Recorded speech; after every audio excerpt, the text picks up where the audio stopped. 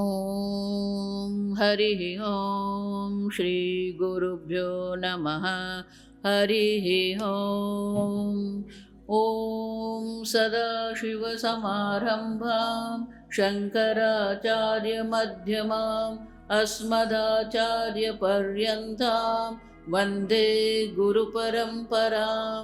श्रुतिस्मृतिपुराणानाम् आलयं करुणालयं नमामि भगवत्पादं शङ्करं लोकशङ्करं।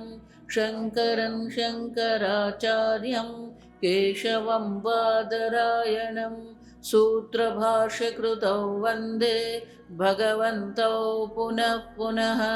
ईश्वरो गुरुरात्मेति मूर्तिभेदविभागिने व्योमवद्व्याप्तदेहाय दक्षिणामूर्तये नमः।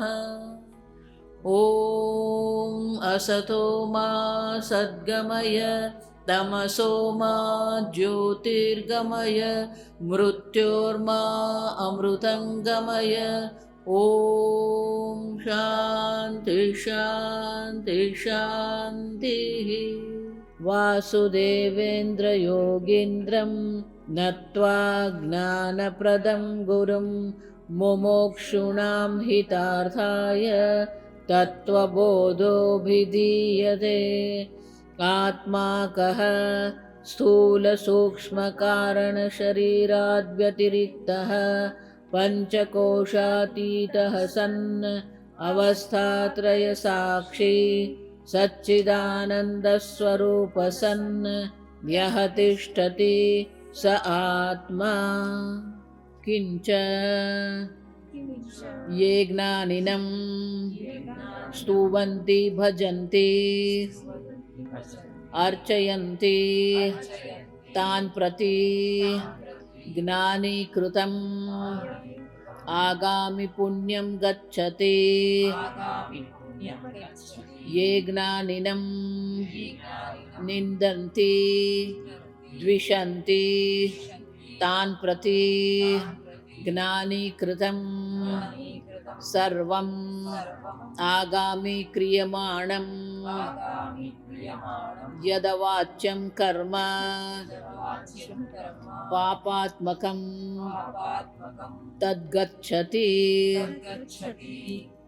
शंकराचार्य जी ने आगे दर्शाया ज्ञानिनां संबंधः नास्ति। ज्ञानी के लिए कर्म से कोई संबंध नहीं। क्यों? वो अपने आप को अकर्ता अभोक्ता चैतन्य स्वरूप जानते हैं। तो प्रारब्ध कर्म के कारण ज्ञानी कर्म तो कर रहे हैं। तो कर्म है तो कर्म के कारण पाप पुण्य तो उत्पन्न होना ही है। अब देखिए, लेकिन ज्ञानी स्वयं अपने आप को अकर्ता जानते हैं और इसीलिए ज्ञानी का कर्म से कोई संबंध नहीं है, तो कर्म फल से भी कोई संबंध संभव ही नहीं है। आप समझ, न कर्तृत्वं न कर्माणि लोकस्य सृजति प्रभु न कर्म फल संयोगः। कर्तृत्व नहीं है, कर्म नहीं है, कर्म फल से भी कोई संयोग संभव ही नहीं है। आप देखिए, लेकिन वास्तविकता तो ये है कि ज्ञानी कर्म कर रहे हैं। अब जो वो कर्म कर रहे हैं तो कर्म का पाप पुण्य तो उत्पन्न होना ही है। आप समझ, आगे हम देख के गए कि कर्म किसको कहते हैं। चलनात्मकम कर्म मात्र नहीं है, बुद्धिपूर्वक कर्म भी नहीं है, अदृष्ट जनकम कर्म। आप देखिए, अदृष्ट जनकम माने कि जिसके कारण पाप और पुण्य उत्पन्न होते हैं, वो मनुष्य के लिए है, क्योंकि मनुष्य का कर्म का अधिकार है, कर्म में स्वतंत्रता है। सिंह है, कुत्ता है, उनके लिए कोई पाप पुण्य नहीं है। आप सब इसके लिए उनके जो होते हैं वो क्रिया कहते हैं, हम कर्म नहीं कह सकते। वो जो कर रहे वो क्या है? क्रिया है। तो ज्ञानी जो कर्म करे, ज्ञान के बाद ज्ञानोत्पत्ति का, आप देखा हमने, ज्ञान के उत्पत्ति के बाद वो जो कर्म कर रहे हैं वो आगामी कर्म है। तो कर्म तो है तो पाप पुण्य तो उत्पन्न होना ही है, आप समझो, है ना। और पाप पुण्य उत्पन्न होते हैं, लेकिन ज्ञानी स्वयं अकर्ता है तो वो पाप पुण्य से भी उनका कोई संबंध नहीं, कर्म से संबंध नहीं है तो पाप पुण्य से भी कोई संबंध नहीं है। लेकिन पाप पुण्य उत्पन्न तो हुए, आप देखिए, तो वो पाप पुण्य का होगा क्या, आप देखिए, कहीं ना कहीं तो पाप पुण्य जाना ही है। अब सब देखो, इसीलिए बहुत सुंदर है ये ऋषिकेश जाते हैं हम, ये ऋषिकेश में साधु महात्मा का भी बैंक का अकाउंट होता है, आप समझ, तो सबका भी अकाउंट होता है। वर्षों से ये चल रहा है। फिर क्या होता है, वो ट्रांजैक्शन नहीं होता है कई बार, 6 महीना 8 महीना। तो ये बैंक वाले क्या करते हैं, साधु महात्मा ने जो एड्रेस दिया होता है ना, उसके ऊपर पहले ये पोस्ट कार्ड लिखते हैं। फिर पोस्ट कार्ड लिखते हैं कि आप आके मिल जाना। अब साधु महात्मा गए नहीं, दूसरा पोस्ट कार्ड लिखेंगे, तीसरा पोस्ट कार्ड लिखेंगे, इसमें 2-4 महीना निकल जाएंगे, आप समझो। फिर कोई साधु महात्मा वहां जाते हैं तो पूछते हैं, अरे वो विशुद्धानंद जी 1 वर्ष से आए नहीं। हाँ, वो कुंभ मेले में गए थे, फिर आए नहीं है। अब करना क्या, अब उसका अकाउंट तो है, वो ट्रांजैक्शन हो नहीं रहा है, तो 2-4 बार करेंगे। फिर क्या करते हैं सरकार, वो पूरा सरकार के खजाने में चले जाता है। अब समझ, ये ऋषिकेश में सरकार को बहुत कमाई होती है, आप समझना। आप जानते नहीं ये सब। कई बार ये साधु महात्मा समाधि हो जाती है ना, खाते में 5 लाख 25 लाख भी होते हैं, आप सब। लेकिन महात्मा नहीं है, मानी क्या है, क्लेम करने वाला कोई नहीं, आप समझो, उसका क्लेम करने वाला कोई है ही नहीं। उसी प्रकार से ये ज्ञानी कर्म तो करते हैं, लेकिन उसका क्लेम करने वाला कोई नहीं। क्यों? क्योंकि वो तो अकर्ता है, अकर्ता आत्मा है, मानी कि उसका क्लेम करने वाला कोई है ही नहीं। लेकिन आगामी कर्म तो हो रहे हैं, अब देखिए। और उतना ही नहीं, ऐसा नहीं है कि ज्ञानी हो गए मानी पुण्य कर्म ही होगा, आप समझना ये सब ठीक। प्रारब्ध से पाप भी हो सकता है, इसीलिए सबसे अधिक पाप कर्म जो है, तो 18वें अध्याय में भगवान क्या कहते हैं, यस्य नाहम कृतो भावः यस्य बुद्धिर्न लिप्यते। जिसको अहम कृत, मैं कर्म करता हूं, यह कर्तृत्व है ही नहीं, अहंकृत है नहीं। यस्य नाहम कृतो भावः बुद्धिर यस्य न लिप्यते, जिसकी बुद्धि ये कर्म से लेपायमान, कर्तृत्व से लेपायमान होती ही नहीं है। अब देखिए, अब सुन, यस्य नाहम कृतो भावः बुद्धिर यस्य न लिप्यते हत्वा स ईमान लोकान। अब देखिए, अभी तीनों लोक का भी वो नाश कर देते हैं। न करोति न निबध्यते। आप देखिए, वो कर्म करते हुए भी, संपूर्ण ब्रह्मांड का नाश करते हुए भी न करोति। आप देखिए, वो कोई कर्म करता ही नहीं है। उतना ही नहीं, न निबध्यते, उनका कोई कर्म का बंधन नहीं है।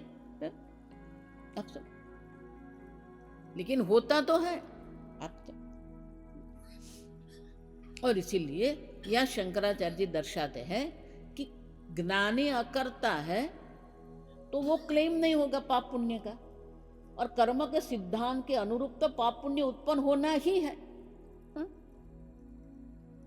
अब समझ, तो वो जो ज्ञानी के पाप कर्म है, पुण्य कर्म है, उनका क्या होता है, तो ये वाक्य में शंकराचार्य जी दर्शाते हैं। अब देखिए,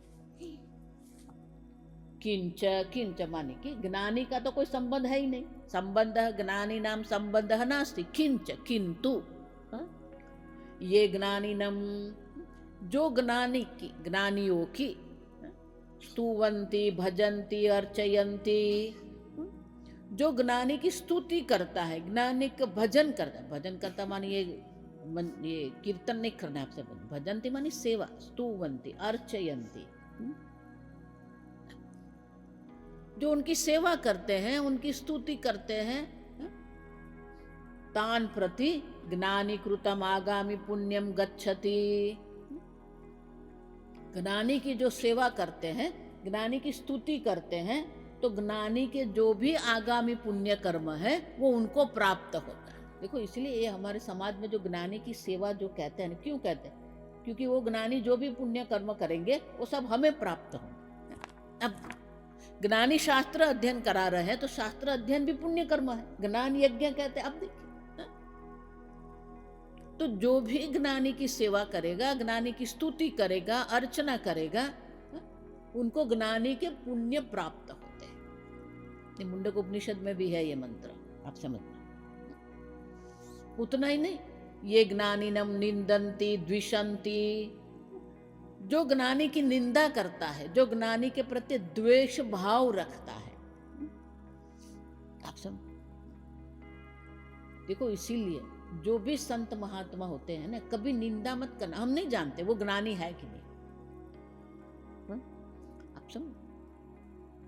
कभी भी संत की निंदा नहीं करनी है। सिद्धांत की दृष्टि से वो अलग है, वो यो अयोग्य है तो वो बोल सकते हैं, लेकिन व्यक्तिगत रूप से हम निंदा कभी भी नहीं करनी है किसी की भी, किसी के भी प्रति द्वेष नहीं करना है। पूज्य स्वामी जी में बहुत सुंदर कहते हैं कि भले हम पूर्व पक्षी कहते हैं, वो विरोधी है सिद्धांत की दृष्टि से, है? लेकिन हमारे मन में उनके प्रति कोई द्वेष भाव नहीं होना चाहिए, उनकी व्यक्तिगत रूप से कोई निंदा नहीं करनी है हमें। आप सब पूज्य स्वामी जी जब प्रस्थान त्रयी के लिए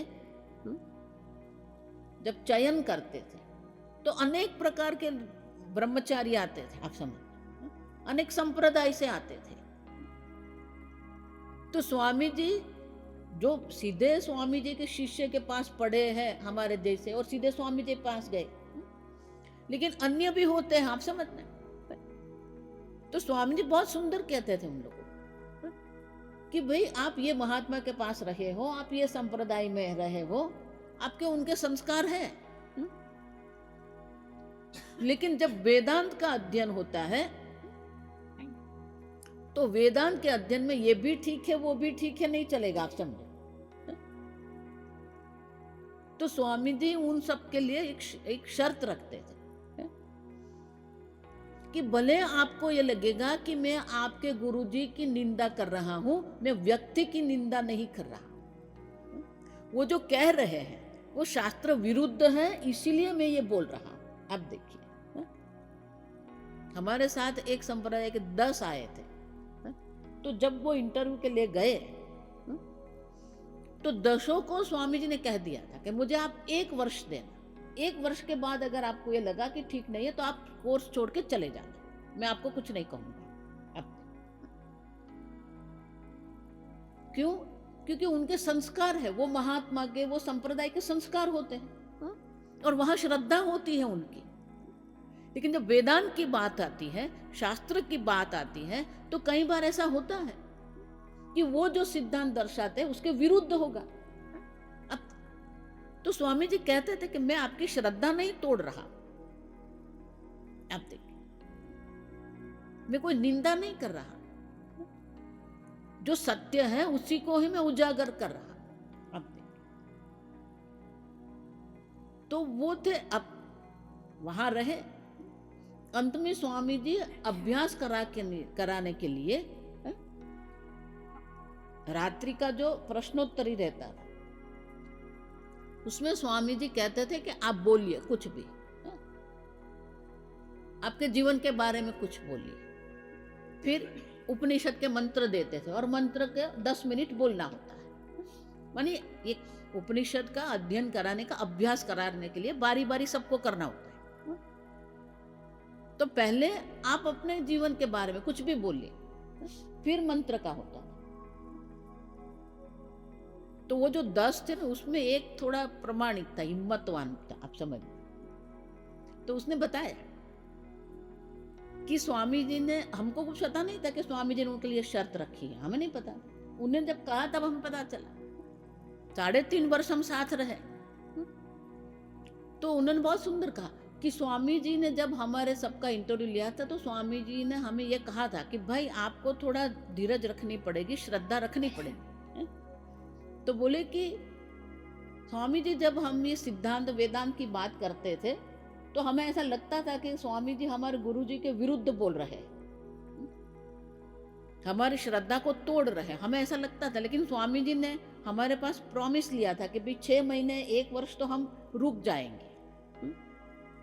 तो बोले कि सप्ताह में एक बार हम 10 लोग बैठ के विचार करते थे कि छोड़ना है कि रहना है। अब देखिए, क्योंकि हो रहा था, आप समझ, क्योंकि ये भी ठीक है वो भी ठीक है, नहीं चलेगा ये वेदांत में, आप समझ।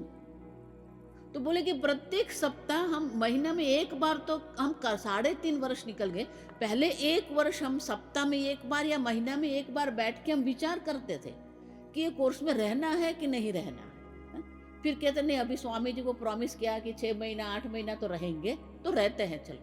अब बोले 1 वर्ष के बाद हमें समझ में आ गया कि स्वामी जी हमें ये क्यों कहते थे। अब देखिए, तो स्वामी जी हमेशा हमें कहते, मैं किसी की व्यक्तिगत रूप से निंदा नहीं करता हूँ, मैं व्यक्तिगत रूप से किसी के भी प्रति कोई द्वेष भाव नहीं रखता हूँ, आप समझो।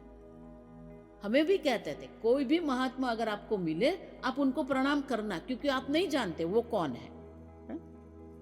पूज्य स्वामी जी भी, कोई भी महात्मा आते थे, स्वामी जी प्रणाम करते थे। महासन्निधान वहां आए तो स्वामी जी प्रणाम किया, बोला कि ये हमारा कर्तव्य है। फिर भी कई बार हमारे अपने विचार होते हैं, और इसलिए कारण हम क्या करते हैं, द्विषंती, निंदंती। अब देखिए, अब व्यक्तिगत रूप से व्यक्ति की क्या करते हैं, निंदा करते हैं, संत महात्मा की निंदा करते हैं, संत महात्मा के प्रति द्वेष भाव रखते हैं। तो शंकराचार्य जी कहते हैं, ये ज्ञानिनम निंदन्ति द्विषन्ति तान प्रति ज्ञानी कृतम सर्व आगामी क्रियमाणम यद अवाच्यम कर्म पापात्मकम तद्गच्छति।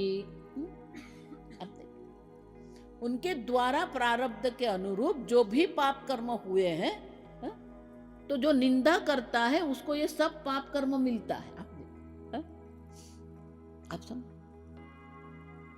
इसीलिए किसी भी की निंदा मत करो।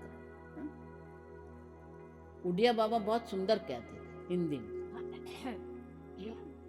निंदो मत सराहना पड़ेगा। किसी भी निंदा कर रहे हैं ना, एक ऐसा अनुभव आपको होगा कि आपको उनकी प्रशंसा करनी ही पड़ेगी। सराहो मत निंदना पड़ेगा। किसी की इतनी स्तुति मत करो, एक अनुभव ऐसा हो जाएगा कि आप निंदा करने लगेंगे। ये आप समझ, ये हमारा जीवन है। आप समझ, कब हमें कोई अच्छा योग्य अनुभव हो, अयोग्य अनुभव होगा, हम नहीं जानते। अब देखिए, किसी की भी निंदा स्तुति में हमें पढ़ना ही नहीं है। आप समझ, हम इतनी प्रशंसा कर रहे, हाँ ये कुछ भी नहीं। आप समझना, ये हिमालय से जो महात्मा आते हैं चतुर्मास के लिए, तो लोग ऐसी प्रशंसा करते, हाँ वो तो हिमालय में रहता है, ठीक है, उनका शरीर वहां का है, हमारा शरीर यहाँ का है। अब देखिए, नहीं उसको तो ठंडी नहीं लगती। अरे भाई ठंडी नहीं लगती, वो तो -25 में रहते हैं, तो यहाँ आके उसको ठंडी थोड़ी लगनी है। अब देखिए, शीत उष्ण,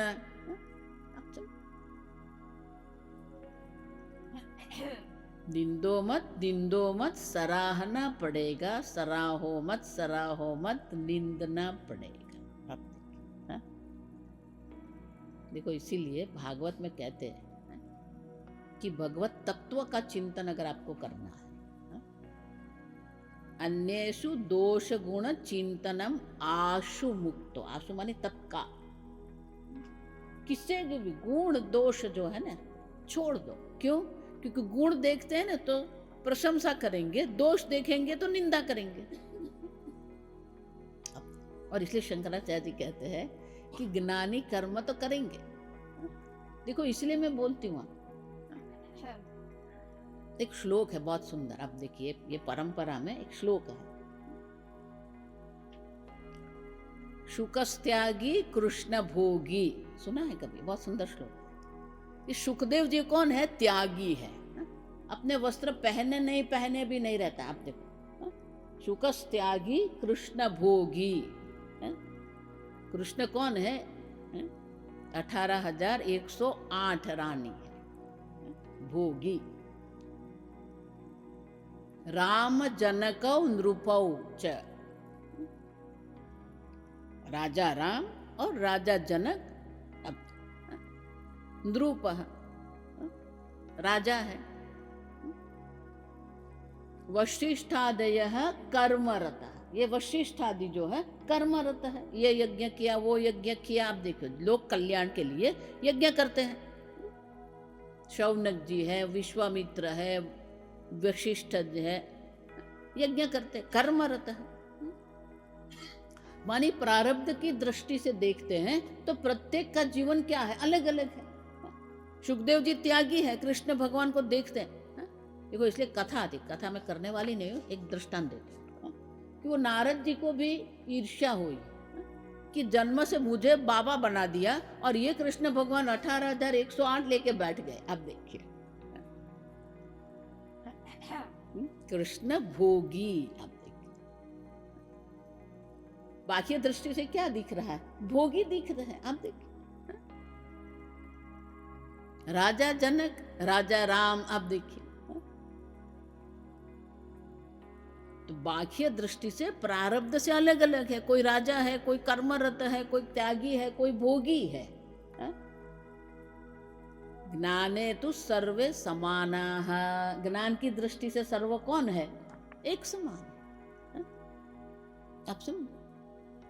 इसलिए मैं बोल रही हूँ कि उपाधि की दृष्टि से कब आप निश्चय नहीं करना कि ये ज्ञानी है और ये अज्ञानी है। सबके प्रारब्ध अलग अलग है, सब अपना प्रारब्ध लेके आए हैं।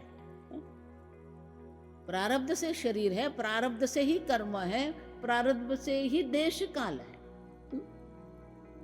और इसीलिए शंकराचार्य जी कहते हैं कि ज्ञानी के जो भी कर्म फल उत्पन्न होते हैं तो वो ज्ञानी तो क्लेम करने वाला नहीं है, क्योंकि वो अकर्ता अभोक्ता है। अकर्ता अभोक्ता होने के कारण वो पाप पुण्य किसको मिलेगा? जो उनके सेवा कर रहे उसको पुण्य कर्म मिलेगा, जो उसकी निंदा करेंगे उनको ये पाप कर्म।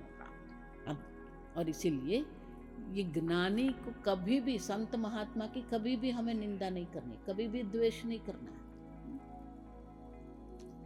सिद्धांत की दृष्टि से, ज्ञान की दृष्टि से, शास्त्र की दृष्टि से हम कह सकते हैं, लेकिन व्यक्तिगत रूप से कुछ भी नहीं। आप देखिए बहुत सावधान रहना पड़ता है, क्योंकि भारत देश में तो ऐसा नहीं कि ये सन्यासी ही होंगे, गृहस्थ भी ज्ञानी होंगे। आप देखिए, आप समझ, राजा जनक गृहस्थ थे, राजा थे, राजा राम गृहस्थ थे। आप देखिए वशिष्ठादि, पूज्य स्वामी जी हमें कहते हैं ये वशिष्ठ जी है, बोले हैप्पीली मैरिड।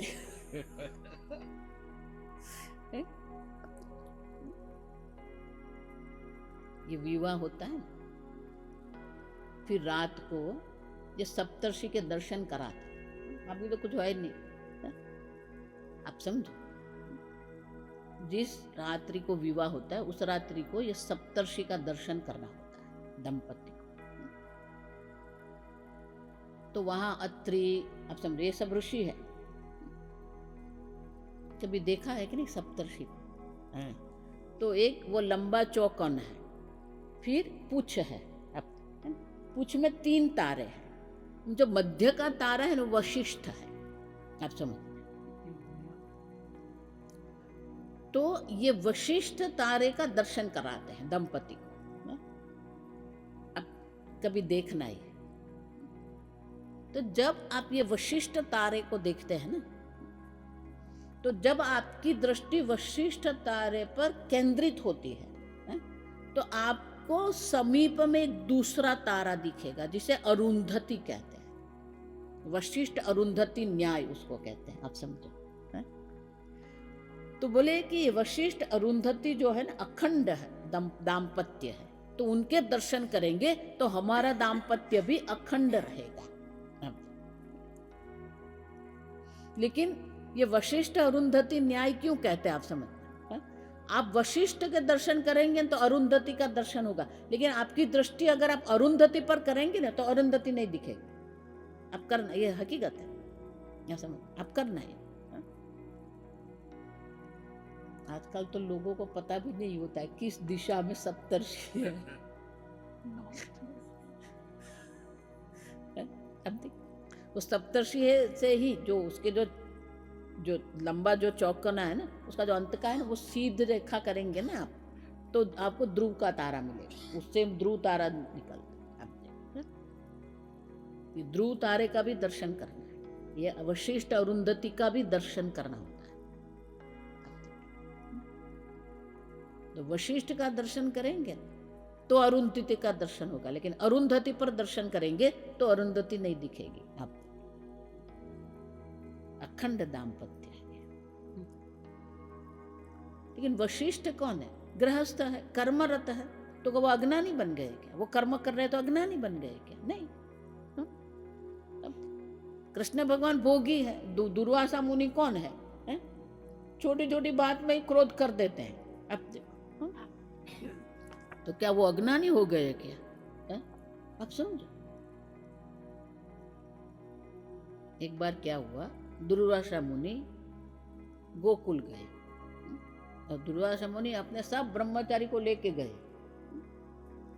तो वो यमुना के उस पार थे, तो किसी ने आके दर्शाया नंद बाबा को, कृष्ण को। वो यमुना के उस पार वशिष्ठ मुनि आए हैं। अरे सॉरी, दुर्वासा, दुर्वासा आए हैं और भोजन का समय था। दुर्वासा आए हैं, भोजन का समय था, वो मध्याह्न की संध्या वंदना करते, आप देखिए। तो कृष्ण भगवान ने बोला कि आप भोजन तैयार करो, तो भोजन तैयार कर दिया। अब यमुना पार करना है, आप देखिए, और वर्षा ऋतु के कारण यमुना में जल बहुत था। तो गोपी सब जो थी, सब वो भोजन लेके तैयार होके वहां गई। अब करे क्या? नाव थी नहीं, पार कैसे जाना? तो कृष्ण को बोला कि कृष्ण, ये भोजन का समय हो गया है, दुर्वासा मुनि वहां पर है, अगर समय पर नहीं गए तो हमें श्राप दे देंगे दुर्वासा। अब देखिए, 2 मिनट और देना है। तो क्या हुआ, भगवान श्री कृष्ण ने कहा, आप जाके यमुना रानी को बोलो। अब देख, समझ, सोच, सुनना है, बहुत बढ़िया है। यमुना रानी को बोलो कि अगर ये कृष्ण जो है नित्य ब्रह्मचारी है तो मार्ग कर दो। अब गोपी हंसने लगी, गई यमुना को बोल दिया, अगर ये कृष्ण नित्य ब्रह्मचारी है तो मार्ग कर दो। तुरंत मार्ग हो गया। आप देखिए, यमुना रुक गई, मार्ग हो गया। अब गए वहां पर, अब इतना सारा भोजन लेके गए थे, और दुर्वासा मुनि भी क्या है, इतना भोजन किया। वो गोपी भी देखती रह गई कि ये महात्मा है तो दुबले पतले के भोजन की तरह कर रहे हैं। अब देखिए, अब भोजन हो गया, अब पुनः यमुना पार करनी है, अब कैसे करें? तो दुर्वासा मुनि ने कहा, आप यमुना रानी को बोल दीजिए, अगर दुर्वासा अभोक्ता है तो मार्ग कर दो। अभी भोजन किया, आप देखिए।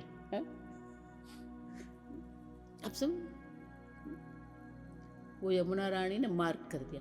ये गोपी सोचने लगी कि अभी तो ये भोजन किया है और बोल रहा है कि दुर्वासा अभोक्ता है। अब समझ, बाह्य दृष्टि से किसी भी को आप ज्ञानी अज्ञानी नहीं कह सकते हो।